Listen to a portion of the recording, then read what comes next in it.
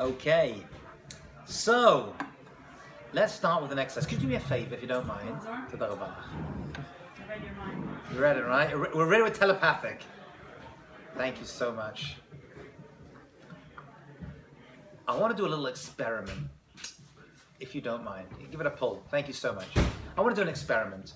I want you all to capture an image in your mind. If you need to close your eyes, you close your eyes. You don't have to. Don't feel obligated. But I want you to to imagine for yourself. Are you ready? A holy person. A holy person. Okay, now I want to imagine the person, what they're wearing, type of shoes, their hair, where they are, what they look like, how they're acting. Okay, so just give me a good full environment of that holy person, and okay, we're back. What did you see? My rabbi on Yom Kippur. Your rabbi Yom Kippur. That's very, very beautiful. That's a good thing. A lot of people wouldn't see the rabbi Yom Kippur, I tell you that. They wouldn't go to synagogue Yom Kippur. Okay, so what does he look like? Give me the image. He's wearing like the white robes. So he's wearing white, yeah. Mm-hmm. And on the bima. On the bima. Very nice. That's very beautiful. I like that. Okay. Anybody else want to? What did you see? Me? Jonathan, yeah. So I didn't actually see I saw a person, but it was like imaginary, like a woman. Okay. Was also like a white dress. And it was kind of just like a big open area, almost like a desert. Not like an actual desert, but almost like an open area, like a desert. Okay. And she was just kind of very peaceful and had this like majestic glow. Interesting. I like that. Rare to hear a woman actually. Usually people. Really? I was thinking that most people would think women. No, most people go with males actually. Interesting. Like 99% of the time. I've asked this to probably at this point hundreds if not thousands of people. The same question. Yes, over the years. I saw a female.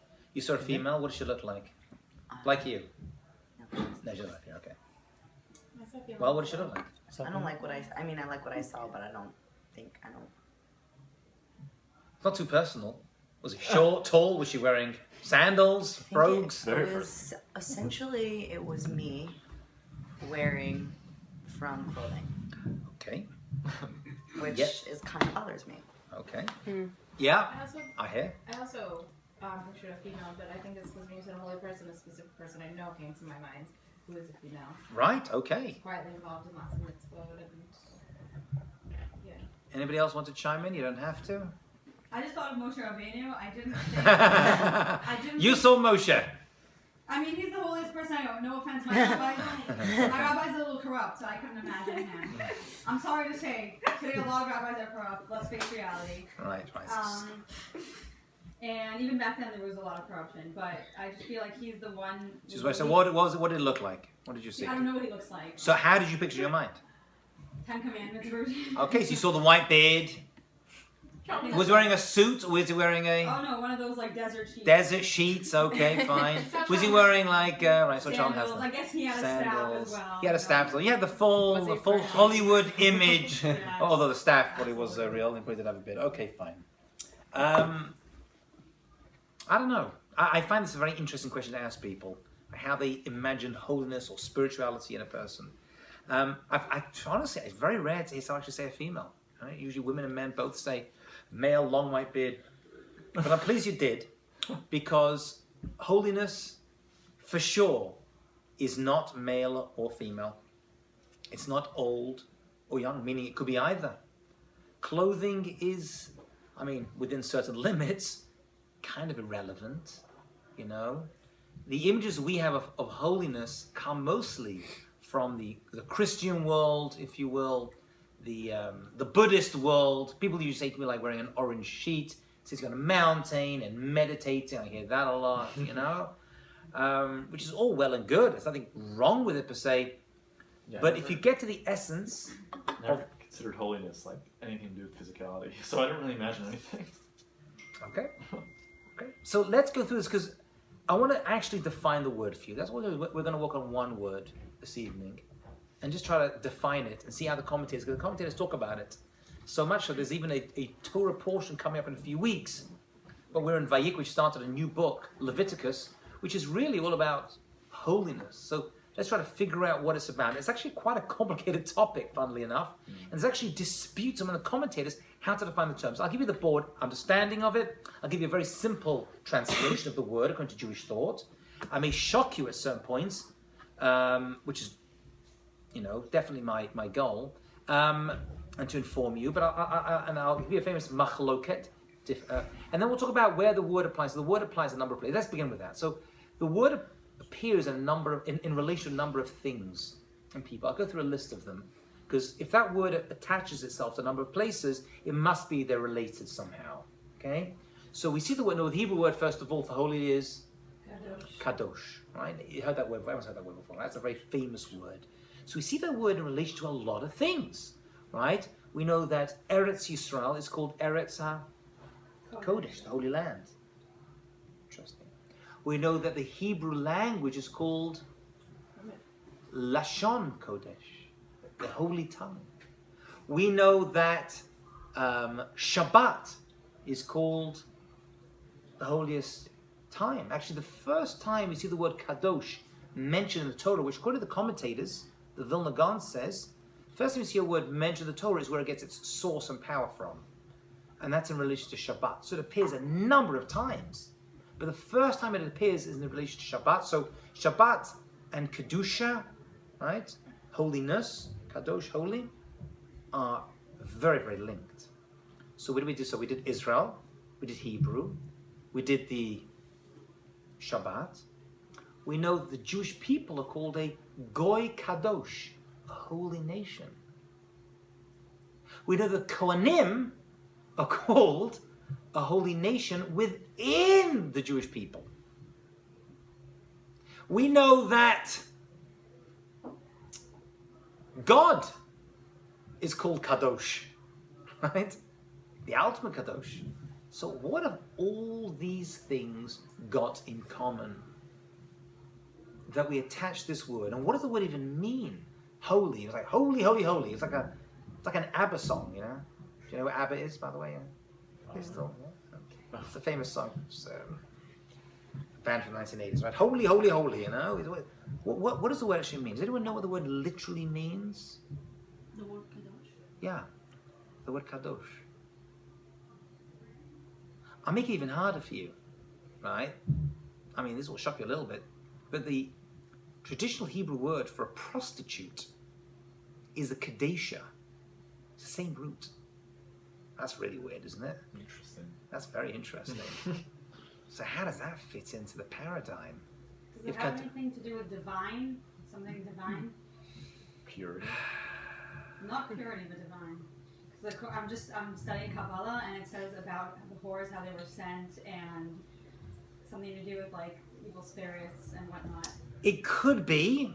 Kabbalah does talk about this topic a lot. The idea of Kabbalah is to see the holiness in the world. So yeah, it could be. And is it connected to the divine? Yeah, but we're going to assume that's not the best job for a man or a woman. So how does it fit in? Anyone got any ideas? It's a tough question, right? I wouldn't have got it, don't worry. So the word kadosh literally means, you want to give it a go? No, I was just saying, is it part of the Shaddai? Or does it have to do anything with letters? No, not necessarily, no. It appears as its own concept. The word kadosh literally means separate, distinct, apart, not the same. Okay? Oh, we missed out a very famous one, by the way.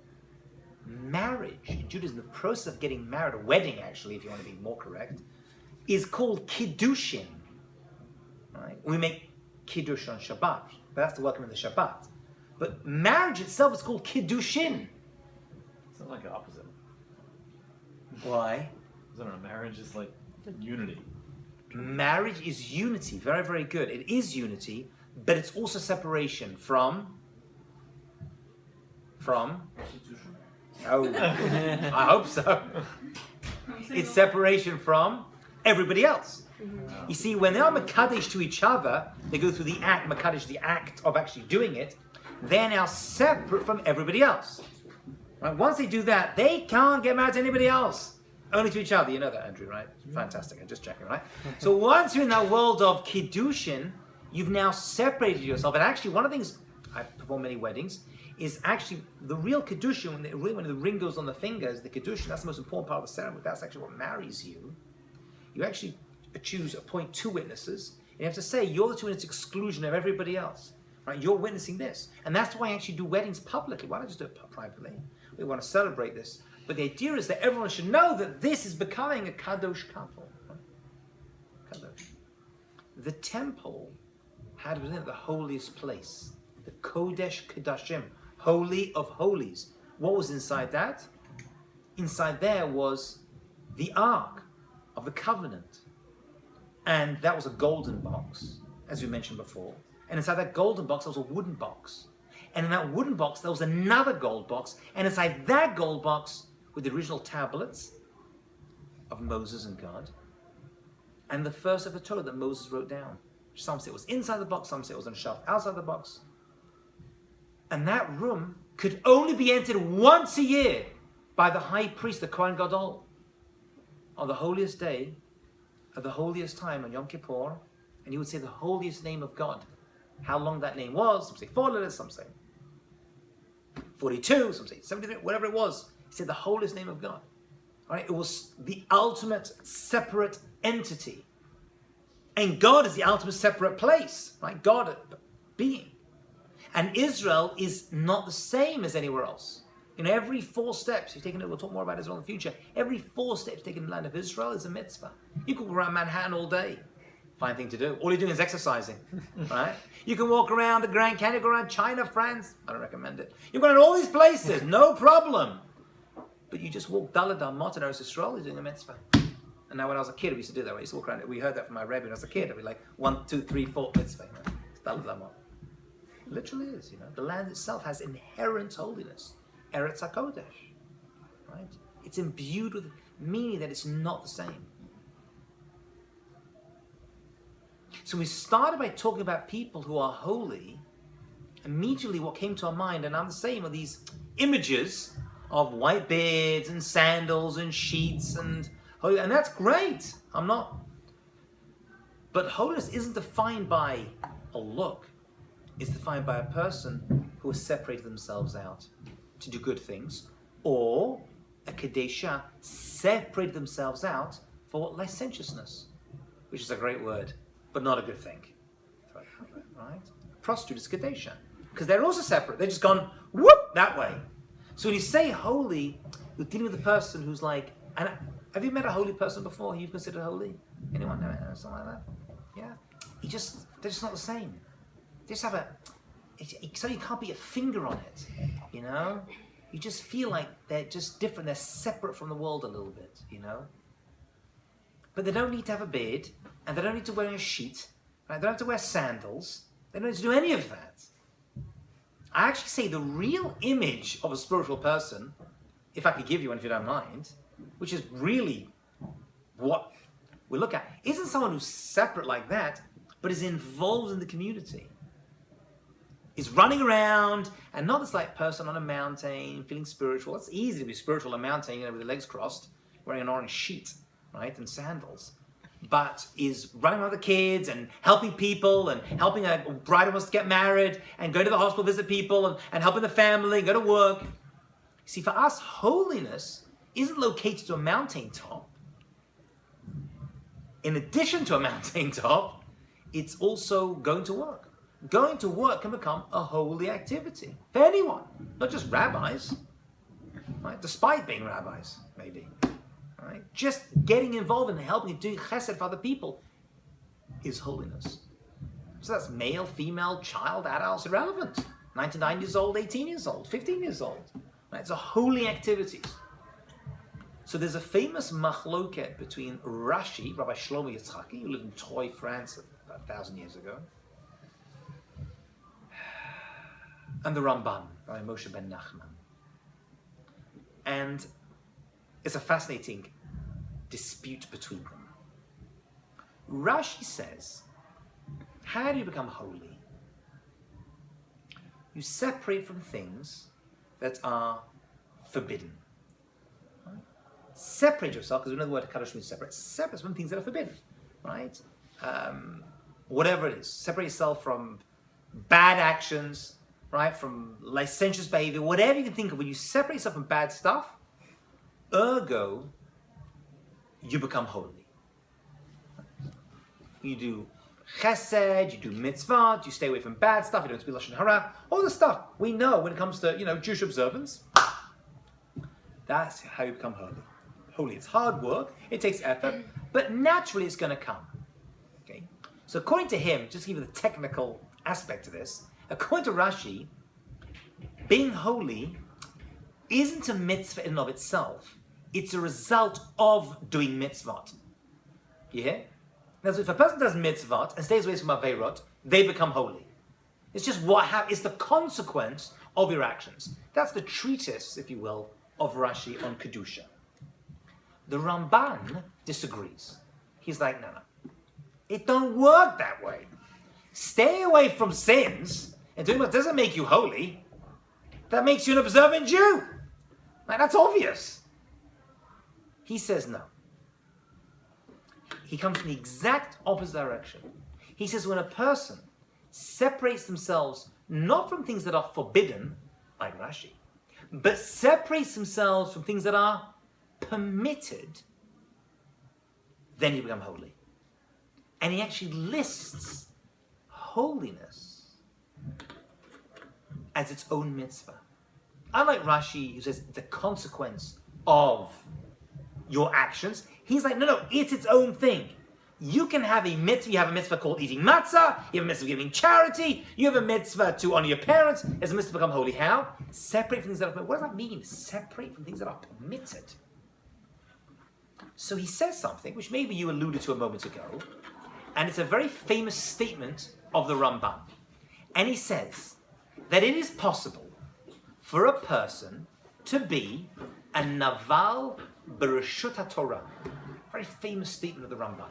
A naval is a disgusting creature. Bereshut, with the permission of the Torah. What's that?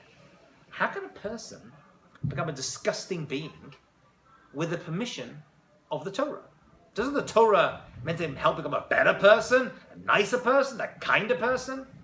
So it's like, it does. But there's what my rabbi as a kid used to call the 11th commandment. What's the 11th commandment? There is. Have common sense. Have common sense! I'll give you all these laws, but not every detail of every possible scenario in your life can be written in the Torah. It's not possible. So the Torah gives you guidelines, and then you got to figure it out. And here's an example of a naval, a disgusting person, Bereshut Torah. Let's say a person decides to keep kosher, okay? And they're not only that, they're going to keep the highest stringency of kosher. The pizza, mega kosher. Like the dough was reaped by a holy man, ground down with the highest Kabbalistic incantations, turned into a holy flour, mixed with water that he had personally drawn out of some holy well in Tiberias, mixed it together. Then each tomato to make the sauce was blessed by a holy woman. Kadosh. Ground down to make the sauce. The salt came from the greatest holy mines in Israel somewhere. The cheese came from holy cows. Each cow was blessed, and the milk was delivered in only the greatest way, until it was processed to a holy cheese. I'd like to say, where's he get the best cheese in Israel? Nazareth. You never heard of it? Cheeses of Nazareth? Cheeses of Nazareth? Jesus. Oh. Ah! And each... That was a real I've laugh. wanted to use that joke for a long time, by the way. Yeah. And I finally got to put cheese into a Devar Torah, and I was able to use it. I feel good. Yay! I feel good. Mazel tov. You have holy... Thank you. You have a holy cheese, and it's holy pizza.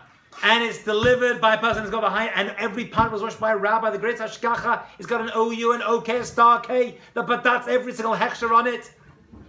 And then it's delivered to your house, and you eat 3 pizza pies, and you become a glutton.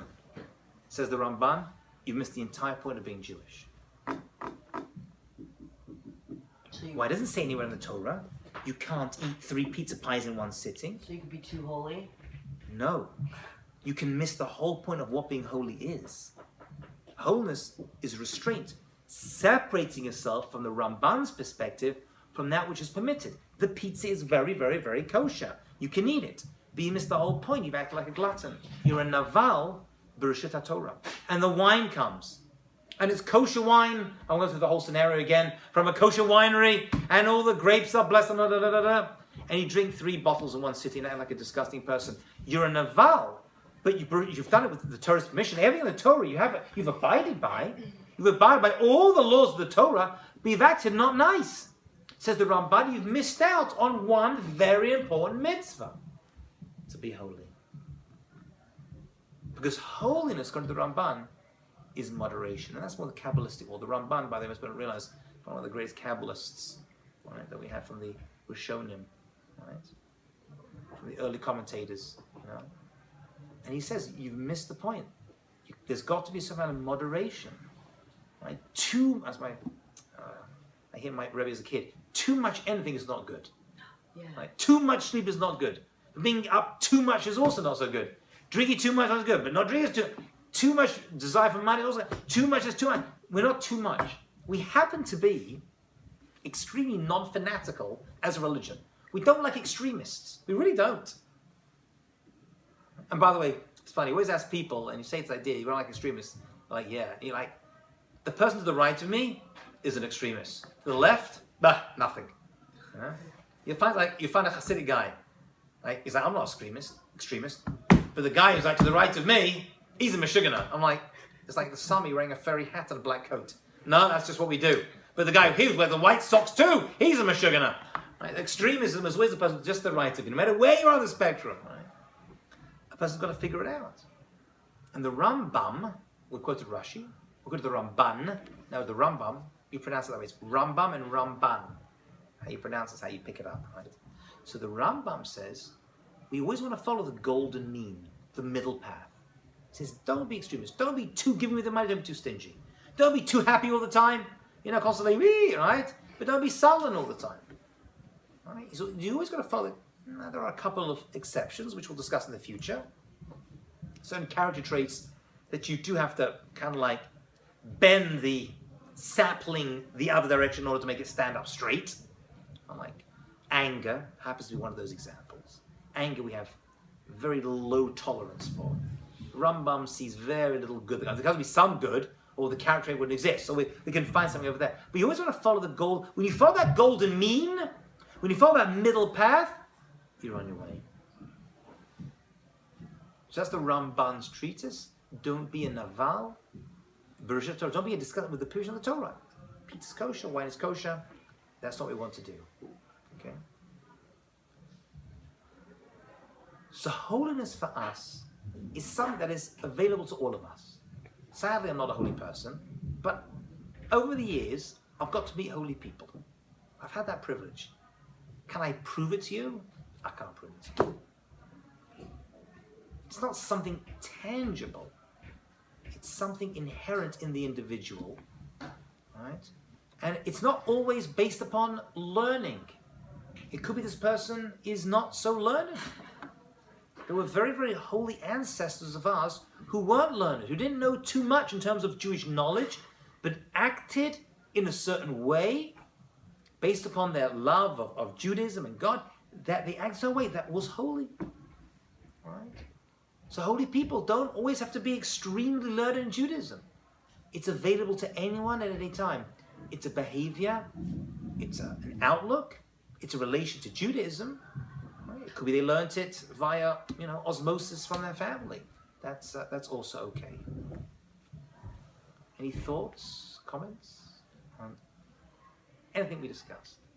Did we go through all the things? We did Shabbat. So Shabbat is the ultimate separate day.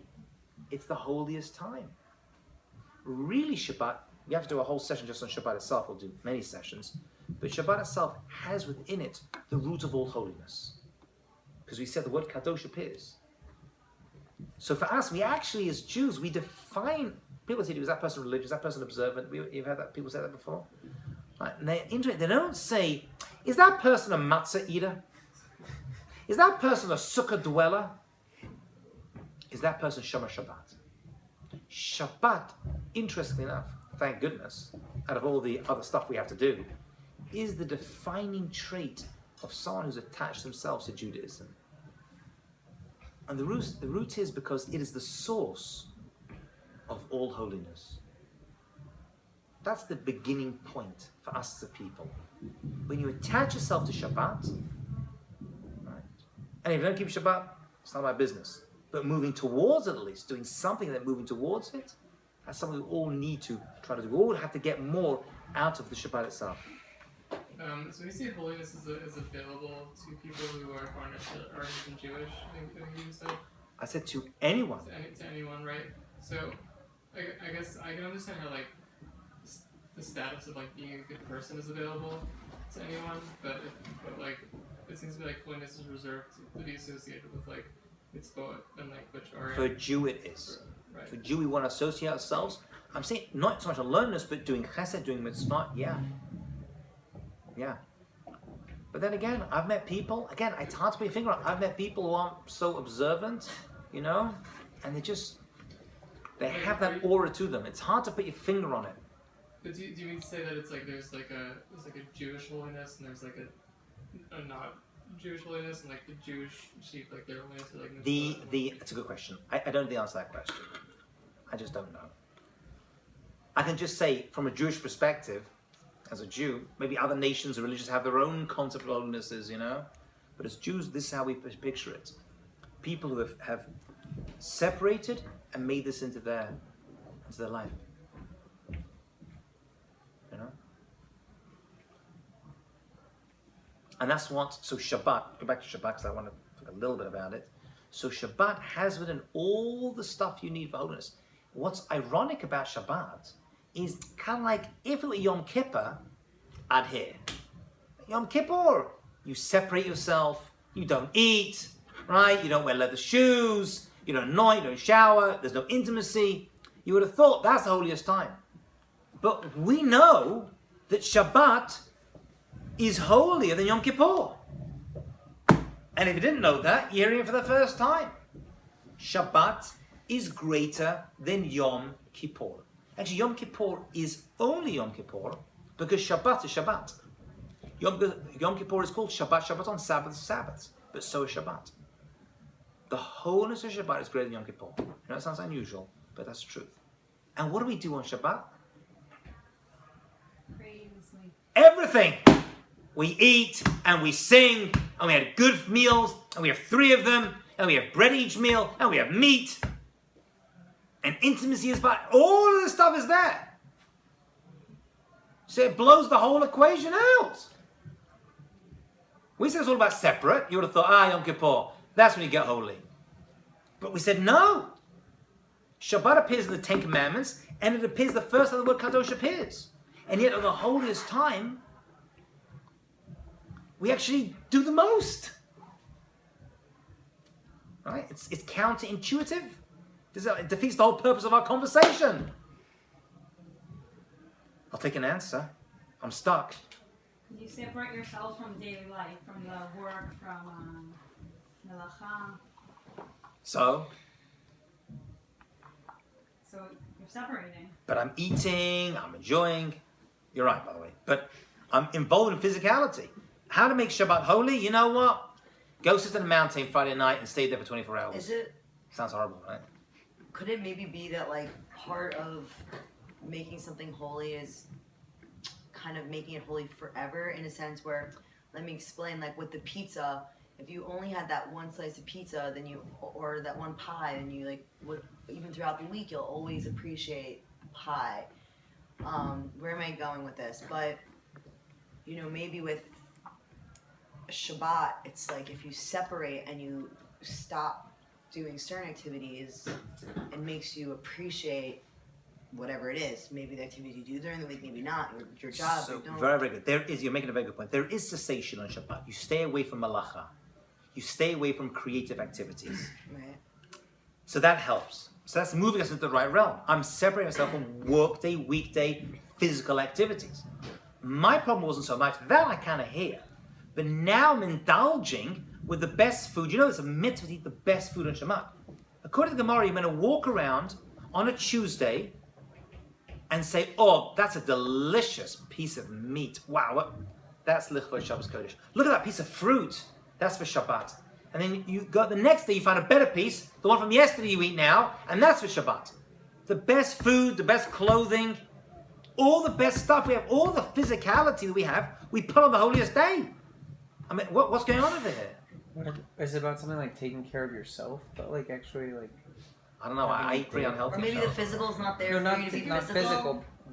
Go on, finish off. No, not about physical, but like actually like having a day where it's like to reflect on kind of yourself and like being. That is sure what Shabbat does, absolutely. But then why can't I do that by meditating and not eating anything? Well, it teaches you though like going on what I was saying before, like it's not about the food, it's about the Shabbos. I don't know, for me it's So about the then- food. Well, it's not supposed to be. Okay, Mom. And then you think of it and you're like, okay, now throughout the week, whenever I eat this food, it's not about the food. It's about. That's a deep point. It's meant to have an impact on the rest of the week. It does do That's- that. I guess that's You're where jumping my in, mind's you're at. getting close. Absolutely, it does that. And there's some people who used to literally live that. People used to live their entire lives in all of Shabbat. That didn't mean they kept Shabbat all week, but they were in a Shabbat mind frame. Shabbat is a mind frame. Yeah. It's an outlook of life by keeping Shabbat. That's really what it's giving you, of reliance upon God, and there's a lot of other things. But just on this one point, I want to just stretch it out. We'll finish with this. Holiness isn't separation from enjoying yourself. It's not separation from physical world. For us, holiness can actually be impact on other things. You can make things holy. Literally, it's something called hekdesh. Hekdesh, same root, where you would donate a certain item to the temple and say this is for holy purposes only. It becomes hekdesh. It cannot be used for mundane purposes. The food you eat on Shabbat is physical in nature, but since you're eating it on Shabbat, in honor of Shabbat, it's holy food. It's like the food in the temple. It's separate, it's distinct. You've actually lifted it. So we don't separate from the physical. Here's the punchline, so listen carefully. We don't separate from the physical. We take the physical and lift it up. So your job during the week can become a holy job. You're a teacher, right? You want to help your students. You're a doctor, you're a business person, you're a housewife, a house husband, I don't care. You're selling shoes. Right? The Talmud speaks about Hanukkah was a shoemaker and he would unite God's name with every stitch. Which means he would actually sanctify God by stitching shoes. For us, holiness isn't separate, it's taking physical things and lifting them up. And take it to a higher place. So that meat is now a holy meat. By eating it the right way, with the right blessing, with the right intentions. If you can do that, it's a high level. But shouldn't you do that always? Ironic, ideally, yeah. That's what you're trying to do. It's tough. So one day we will set aside for it, Okay. and hopefully that will impact the rest of your week. Shabbat becomes the training ground for it. I understand. So you separate, but the meat and everything you have there, that's why Shabbat is called Yom Kippur. Because Yom Kippur is easy to be spiritual. You're hungry. You're not thinking about, I don't know, cheating a bit. You're like, I'm in the synagogue. That's it. But Shabbat, taking the physical, lifting it up.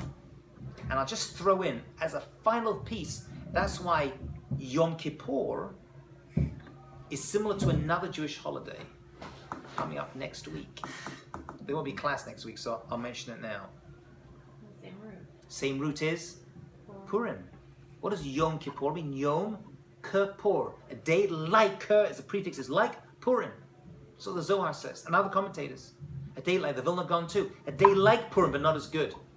You see, Purim is all about taking the physical and lifting it up. And Yom Kippur, it's easy to be spiritual. Yom Kippur, isn't it? I'm sorry, Hashem, I did so much bad stuff. That's easy. But taking the physical of Purim and uplifting it into holiness.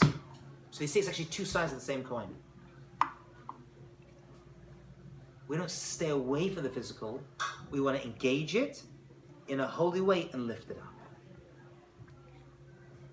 That's all I have to say to you this evening.